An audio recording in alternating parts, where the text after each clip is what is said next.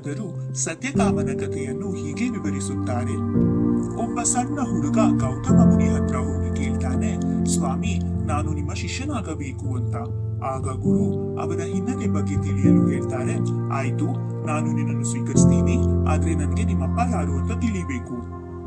ಆಗ ಹುಡುಗ ನನ್ಗೆ ಗೊತ್ತಿಲ್ಲ ಅಂತ ಹೇಳ್ತಾನೆ.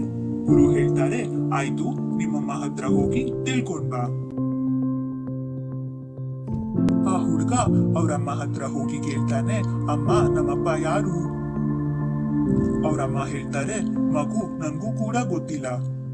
ಯಾಕಂದ್ರೆ ಅವರು ವೇಶ್ಯ ಆಗಿದ್ರು, ಆದ್ರಿಂದ ಅವ್ರಿಗೂ ಕೂಡ ಹುಡುಗನ್ ತಂದೆ ಯಾರು ಅಂತ ಗೊತ್ತಿರ್ಲಿಲ್ಲ.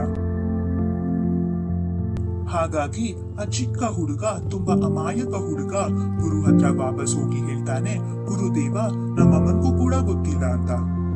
ಇದನ್ನ ಕೇಳಿದ ತಕ್ಷಣ ಗುರು ಆ ಹುಡುಗನನ್ನ ಬ್ರಾಹ್ಮಣ ಅಂತ ಗುರುತಿಸ್ತಾರೆ. ಯಾಕಂದ್ರೆ ಬ್ರಾಹ್ಮಣ ಅಂದ್ರೆ ಯಾವಾಗ್ಲೂ ಸತ್ಯವನ್ನೇ ಹೇಳುವವರು. ಇಂಥ ವಿಷಯಗಳನ್ನೆಲ್ಲ ಯಾರು ಹೇಳೋದಕ್ಕೆ ಇಷ್ಟಪಡೋದಿಲ್ಲ. ಆದ್ರೆ ಈ ಹುಡುಗ ಹೇಳ್ತಾ ಇದ್ದಾನೆ. ಆದ್ರಿಂದ ಬ್ರಾಹ್ಮಣ ಯಾರು ಅಂತ ಗುರುತಿಸೋದು ಜನ್ಮದಿಂದಲ್ಲ, ಗುಣ ಮತ್ತು ಕರ್ಮದಿಂದ ಮಾತ್ರ. ಹೀಗೆ ಈ ಹುಡುಗ ತುಂಬಾ ಮಹಾನ್ ಶಿಷ್ಯರಾಗಿ ಸತ್ಯಕಾಮ ಎಂದು ಪ್ರಸಿದ್ಧರಾದರು. ಸತ್ಯಕಾಮನ ಬಗ್ಗೆ ಉಪನಿಷತ್ಗಳಲ್ಲೂ ಉಲ್ಲೇಖಿಸಲಾಗಿದೆ.